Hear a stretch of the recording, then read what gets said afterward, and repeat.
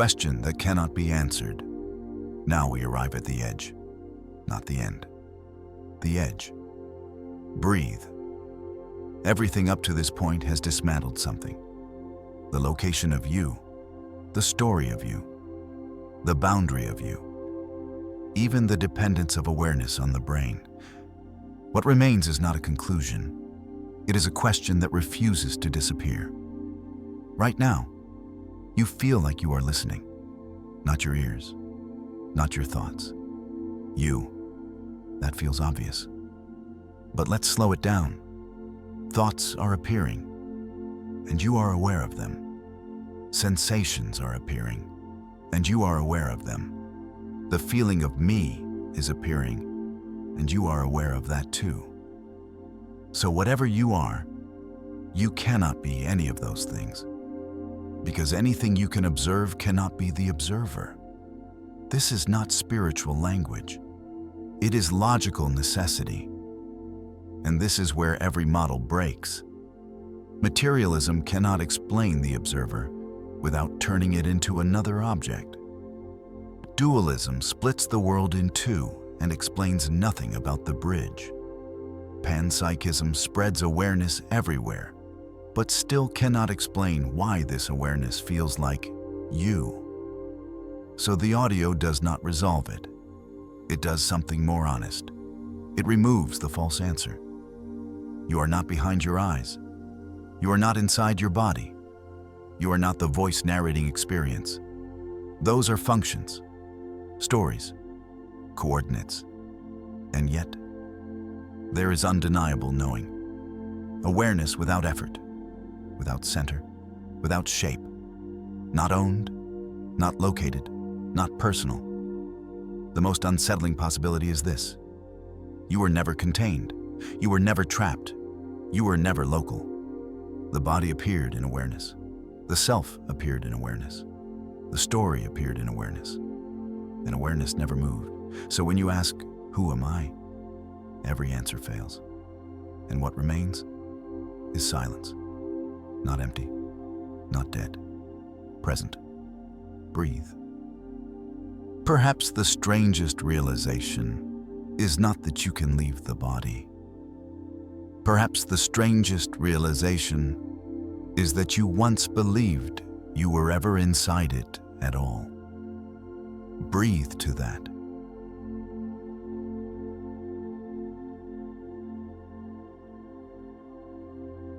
Your life is a phase, not a personality.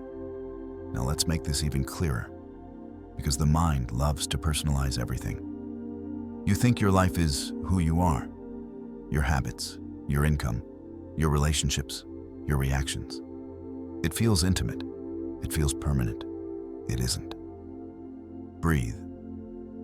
Your life is a phase state. Just like ice, water, and vapor are not different substances. They are different arrangements of the same thing, same molecules, different motion. Your current reality is not a moral achievement. It is not a failure. It is not a personality trait. It is a stabilized frequency pattern. Physics calls this a phase. Complex systems call it an attractor. Hermetic wisdom called it a form. Different maps, same truth. Here's why doubt appears during change. When a system shifts phase from ice to water, from water to vapor, there is turbulence at the boundary.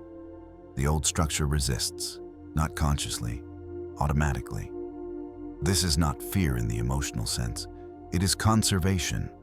The system is trying to maintain coherence. So when you feel doubt, confusion, hesitation, that is not weakness. That is transition friction. Dark humor time. If doubt didn't show up, that would mean nothing is changing. No turbulence means no transition.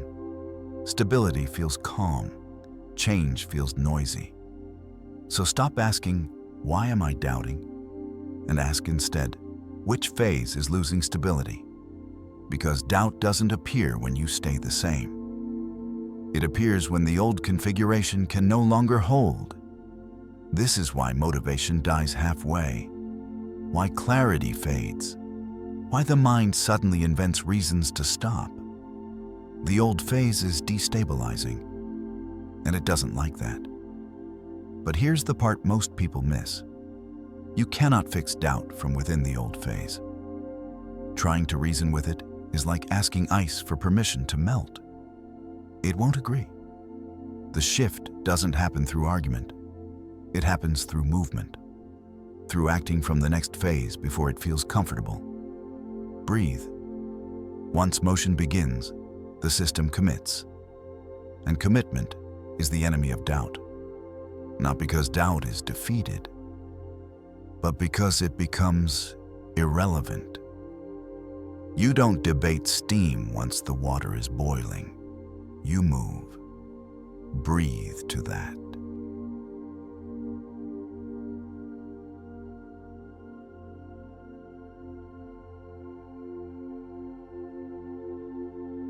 Doubt is a defense mechanism, not a message. Now we remove the last bit of mystery, because doubt survives by pretending it has meaning. It doesn't. Breathe. Doubt is not uncertainty. Uncertainty is neutral. Doubt is directional. It always points backward. Notice this. Doubt never asks you to pause and explore something new.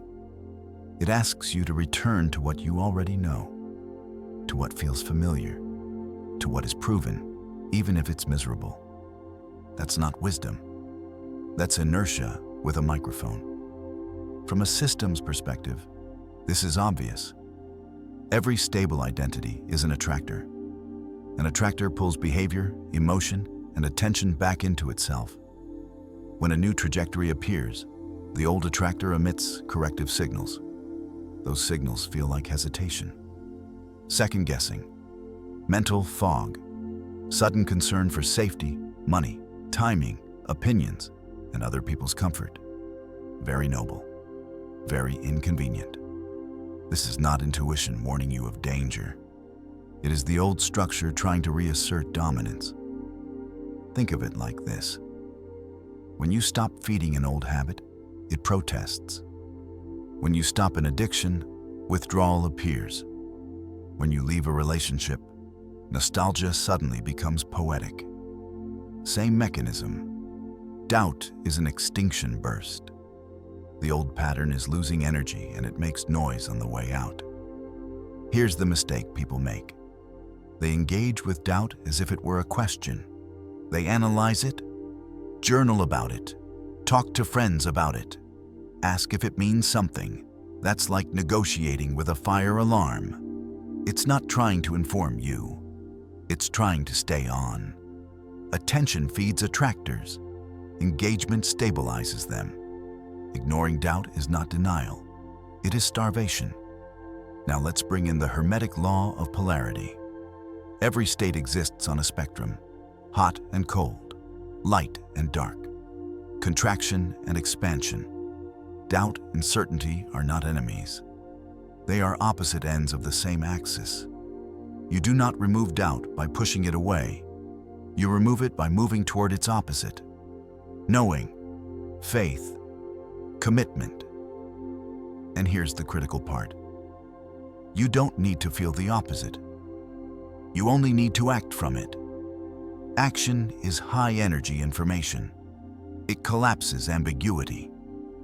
The moment you act as if the new state is real, the system commits. Old attractors cannot survive irreversible motion. Doubt dissolves not because you convinced it, but because you outpaced it. Breathe.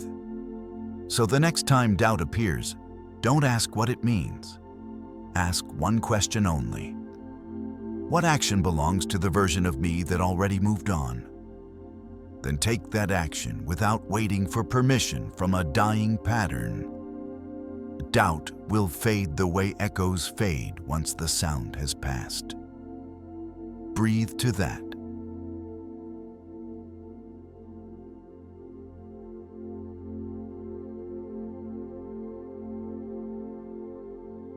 Doubt is a defense mechanism, not a message. Now we remove the last bit of mystery, because doubt survives by pretending it has meaning. It doesn't. Breathe. Doubt is not uncertainty. Uncertainty is neutral. Doubt is directional. It always points backward. Notice this. Doubt never asks you to pause and explore something new. It asks you to return to what you already know, to what feels familiar, to what is proven, even if it's miserable. That's not wisdom. That's inertia with a microphone. From a systems perspective, this is obvious. Every stable identity is an attractor. An attractor pulls behavior, emotion, and attention back into itself. When a new trajectory appears, the old attractor emits corrective signals. Those signals feel like hesitation, second-guessing, mental fog, sudden concern for safety, money, timing, opinions, and other people's comfort. Very noble, very inconvenient. This is not intuition warning you of danger. It is the old structure trying to reassert dominance. Think of it like this. When you stop feeding an old habit, it protests. When you stop an addiction, withdrawal appears. When you leave a relationship, nostalgia suddenly becomes poetic. Same mechanism. Doubt is an extinction burst. The old pattern is losing energy and it makes noise on the way out. Here's the mistake people make. They engage with doubt as if it were a question. They analyze it, journal about it, talk to friends about it, ask if it means something. That's like negotiating with a fire alarm. It's not trying to inform you. It's trying to stay on. Attention feeds attractors. Engagement stabilizes them. Ignoring doubt is not denial. It is starvation. Now let's bring in the Hermetic law of polarity. Every state exists on a spectrum, hot and cold, light and dark, contraction and expansion. Doubt and certainty are not enemies. They are opposite ends of the same axis. You do not remove doubt by pushing it away. You remove it by moving toward its opposite. Knowing, faith, commitment. And here's the critical part. You don't need to feel the opposite. You only need to act from it. Action is high-energy information. It collapses ambiguity. The moment you act as if the new state is real, the system commits. Old attractors cannot survive irreversible motion. Doubt dissolves not because you convinced it, but because you outpaced it. Breathe. So the next time doubt appears, don't ask what it means. Ask one question only. What action belongs to the version of me that already moved on? Then take that action without waiting for permission from a dying pattern. Doubt will fade the way echoes fade once the sound has passed. Breathe to that.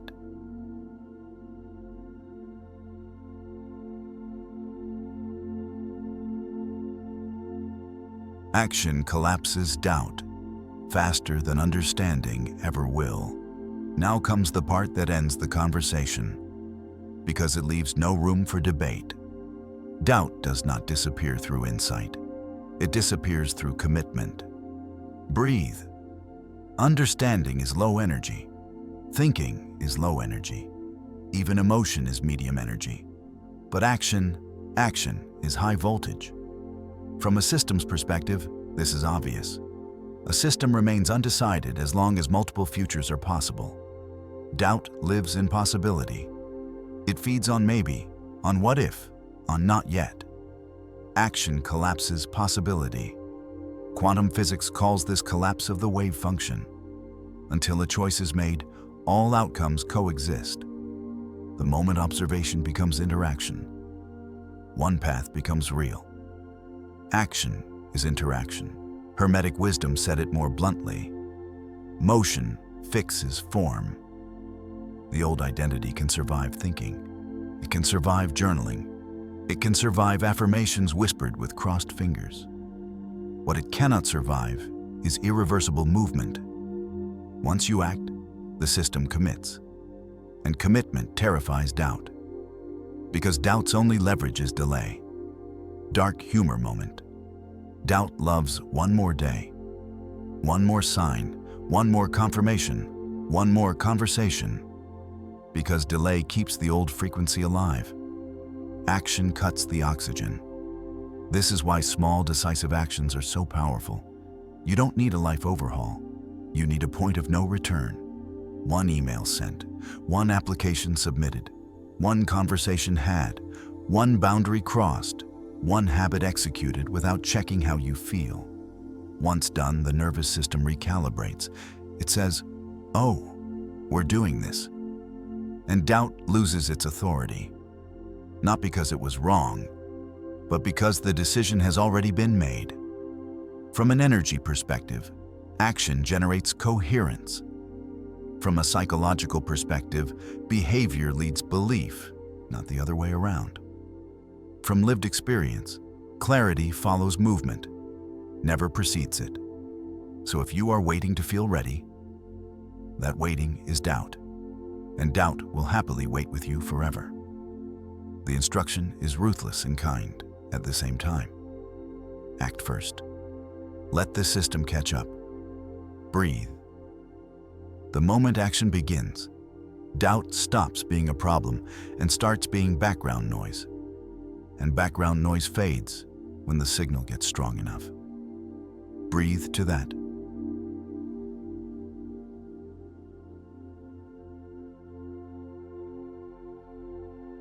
Doubt dies when identity shifts. This is where everything closes, not with effort, but with inevitability. Breathe. Doubt does not die because you fought it. It dies because it no longer belongs anywhere. Here's the final layer. Doubt is not attached to your future. It is attached to your past identity. It survives only as long as the old version of you is still running the system. The moment identity shifts, doubt has no host. This is why doubt can feel intense, and then suddenly vanish. No argument, no resolution, no dramatic breakthrough, just silence. Because identity is not a belief. It is a default state. When the default changes, the old signals stop broadcasting.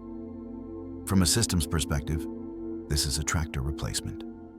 The new frequency stabilizes. The old one collapses, not violently, quietly, like a program closing in the background. Hermetic wisdom said it simply. When the new form is assumed, the old dissolves. Quantum mechanics mirrors this. Once a state is selected consistently, alternative states lose probability. They don't fight, they fade. And this is why trying to kill doubt never works. You can't remove a signal without changing the system that emits it. The work was never about doubt. The work was about becoming someone else. Not in personality, in posture, in decision-making, in what feels normal. Once the new state feels ordinary, doubt has nothing to say. It cannot argue with normal. Dark humor to end this cleanly. Doubt thinks it's important. It thinks it's protecting you. It thinks it deserves your attention. It doesn't realize it's already obsolete. Because you moved, and movement is the final authority. Breathe. So the next time doubt appears, don't panic. Smile slightly. It's just the echo of a version of you that is no longer in charge. And echoes fade when the room changes. Breathe to that.